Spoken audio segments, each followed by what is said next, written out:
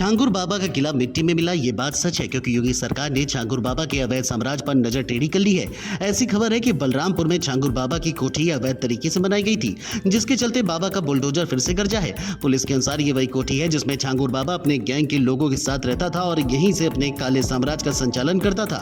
बता दें कि इस कोठी को लेकर नोटिस पहले भी जारी किया गया था, बेदखली का आदेश भी था, जिसके बाद अब कोठी पर बुलडोजर एक्शन हुआ है। अगली खबर क्रिकेट प्रेमियों के लिए किसी झटके से कम नहीं, क्योंकि आरसीबी के तेज गेंदबाज यश दयाल पर एक महिला ने शादी का झांसा देकर यौन शोषण का आरोप लगाया था। महिला की शिकायत पर गाजियाबाद के इंदिरापुरम थाने में एफआईआर दर्ज की गई है, जिसमें 10 साल की सजा का प्रावधान है। महिला का कहना है कि वो पिछले 5 साल से यश के साथ रिलेशनशिप में थी, लेकिन अब उसने शादी से इनकार कर दिया है। शिकायत में उसने कॉल रिकॉर्डिंग, चैट और वीडियो कॉल्स के सबूत भी पुलिस को सौंपे हैं। फिलहाल पुलिस तथ्यों की पुष्टि में जुटी है। शिव भक्तों को नहीं होगी कोई परेशानी, योगी ने सारी व्यवस्था दुरुस्त कर डाली। दरअसल सावन की पावन बेला आने वाली है और उत्तर भारत में शिव भक्तों की सबसे भव्य कांवड़ यात्रा पूरे जोश और श्रद्धा के साथ शुरू होने को है। लेकिन इस बार ये यात्रा पहले से कई ज्यादा खास है, क्योंकि खुद योगी ने इसकी कमान संभाली है। जमीन से लेकर आसमान तक सुरक्षा व्यवस्था का ऐसा सटीक प्लान बना है कि हर शिव भक्त गदगद हो उठा। योगी ने न सिर्फ हेलीकॉप्टर से हवाई निरीक्षण किया, बल्कि अफसरों को भी कांवड़ियों के लिए सख्त आदेश दिए हैं। योगी ने सख्त लहजे में चेतावनी भी दी है कि यदि कोई यात्रा की पवित्रता से खिलवाड़ करता है या कोई भी विवाद पैदा करता है तो उस पर तुरंत सख्त कार्रवाई होगी। मुख्तार अंसारी की जमीन पर अब गरीबों के लिए घर। जी हाँ, ये सच है, क्योंकि लखनऊ विकास प्राधिकरण ने मुख्तार अंसारी और परिवार से खाली कराई गई डॉलीबाग की जमीन पर 72 फ्लैट्स का निर्माण पूरा कर लिया है। ये सभी फ्लैट आर्थिक रूप से कमजोर वर्ग यानी ईडब्ल्यूएस के लिए बनाए गए हैं, जिनका रजिस्ट्रेशन अगस्त 2025 से शुरू होगा।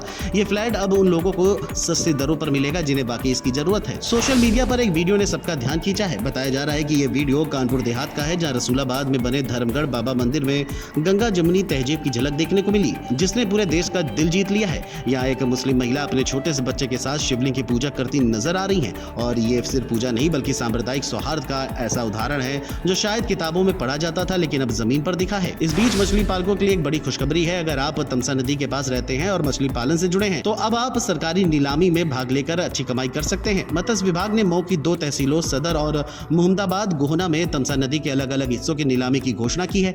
हालांकि नीलामी में भाग लेने के लिए आपको मत्स्य विभाग में रजिस्ट्रेशन कराना जरूरी है।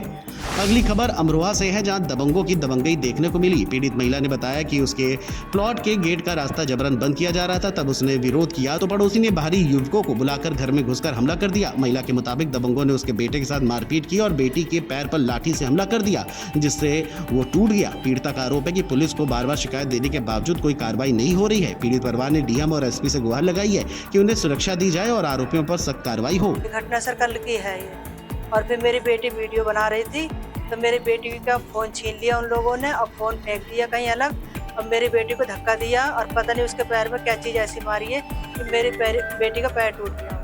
इस बीच जौनपुर के शीतला चौकिया धाम में एक दुखद घटना सामने आई है, जहां एक युवक ने अचानक मंदिर प्रसन्न बने कुंड में छलांग लगा दी। ये पूरी घटना वहां लगे सीसीटीवी कैमरे में कैद हो गई, जिसका वीडियो अब सोशल मीडिया पर वायरल हो रहा है। जैसे युवक पानी में डूबने लगा, आसपास मौजूद लोगों ने उसे बचाने की कोशिश की, लेकिन तब तक देर हो चुकी थी। बाद में स्थानीय लोगों की मदद से युवक के शव को कुंड से बाहर निकाला गया। फिलहाल युवक की पहचान और घटना के पीछे की वजह की जाँच की जा रही है। ये घटना मंदिर में आने जाने वाले लोगों के लिए चर्चा का विषय बनी हुई है।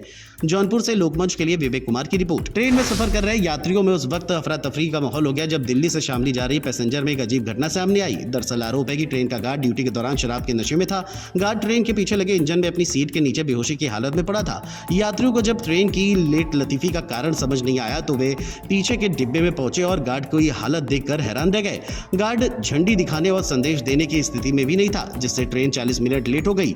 यात्रियों ने उसका वीडियो भी बना लिया। मामले की जानकारी मिलते ही रेलवे ने गार्ड को तत्काल सस्पेंड कर विभागीय जांच शुरू कर दी है। बागपत से लोकमंच के लिए राजू भारद्वाज की रिपोर्ट। इस बीच बांदा से एक बड़ा मामला सामने आया है, जहां पुरानी रंजिश के चलते कुछ लोगों ने युवक को घेर लिया और लाठी डंडों से मारपीट कर गंभीर रूप से जख्मी कर दिया। इस घटना का वीडियो सोशल मीडिया पर वायरल हो रहा है, जिसमें हमलावरों की योजनाबद्ध तरीके से की गई कार्रवाई साफ नजर आ रही है। घायल युवक को इलाज के लिए अस्पताल ले जाया गया। मामले में पुलिस ने सक्रियता दिखाते हुए आरोपियों के खिलाफ केस दर्ज कर लिया है और जांच शुरू कर दी है। इस मामले में सीओ सिटी का भी बयान सामने आया है। बांदा से लोकमंच के लिए साकेत अवस्थी की रिपोर्ट। 2 पक्षों में आपस में विवाद हुआ था और वो मारपीट हुई थी। इसमें दोनों ही पक्ष युवक हैं। इस संबंध में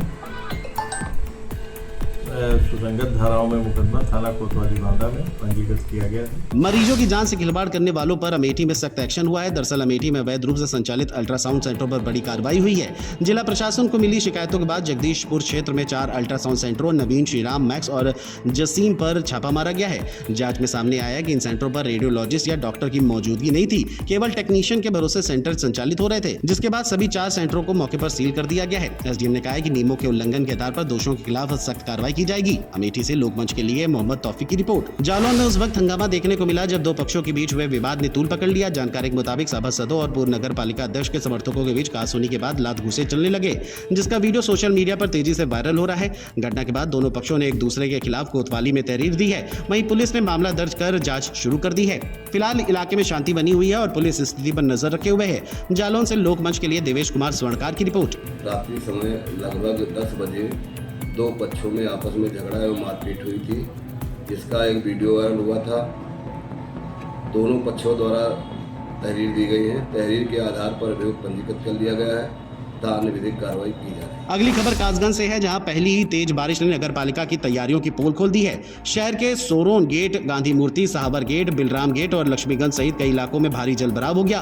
पानी घरों और दुकानों में घुस गया, जिससे लोगों को भारी नुकसान उठाना पड़ा। स्थानीय निवासी ने बताया कि नगर पालिका ने समय से नालों की सफाई नहीं कराई थी, जिससे ये हालत बनी। कासगंज से लोकमंच के लिए जुम्मन कुरैशी की रिपोर्ट। तो काफी नुकसान हो गया था। हमारे सारे कपड़े लत्ते, बक्सा, खाने पीने का राशन सब बर्बाद हो गया। इस बीच बुलंदशहर से एक ऐसी तस्वीर सामने आई है जो हैरान करने वाली है, जिसमें एक युवक हथियारों के साथ दिखाई दे रहा है। युवक की पहचान उमेश उर्फ भोला के रूप में हुई है, जिसकी पिस्टल के साथ तस्वीरें सामने आई हैं। बताया जा रहा है कि उमेश को शौक है और उसने ये तस्वीरें शौक में खिंचवाकर सोशल मीडिया पर साझा की है। फिलहाल वायरल तस्वीरों को देखते हुए पुलिस ने मामले की जांच शुरू कर दी है। पुलिस का कहना है कि नियमों का उल्लंघन करने पर उचित कार्रवाई की जाएगी। बुलंदशहर से लोकमंच के लिए कदीम राजपूत की रिपोर्ट। मुरादाबाद के महमूदपुर माफी इलाके में लगातार हो रही बारिश ने लोगों की परेशानी बढ़ा दी है। बीती रात से हो रही भारी बारिश के कारण बिजली घर में पानी भर गया, जिससे विद्युत उपकरणों में खराबी आ गई, जिसके चलते पूरे क्षेत्र में बिजली आपूर्ति करीब 18 घंटे से ठप बताई जा रही है। नगर पंचायत के कर्मचारी बिजली घर में भरे पानी को सीवर के जरिए बाहर निकालने में जुटे हैं। पानी निकालने का कार्य तेजी से किया जा रहा है ताकि जल्द से जल्द विद्युत आपूर्ति बहाल हो सके। चेयरमैन प्रतिनिधि मंगल सैनी ने बताया कि सभी संबंधित विभाग मिलकर समस्या का समाधान करने में लगे हुए हैं। पानी भर गया है, किस चीज से निकाला जा रहा है? सीवर टैंक से भी निकाला जा रहा है और जो पंप पे पानी खींचने वाला उससे भी निकाला जा रहा है। दोनों चीज से पानी निकाला जा रहा है। चाहते हैं कि जल्दी जल्दी नगर के लोगों को बिजली उपलब्ध कराई जाए, बिजली दी जाए।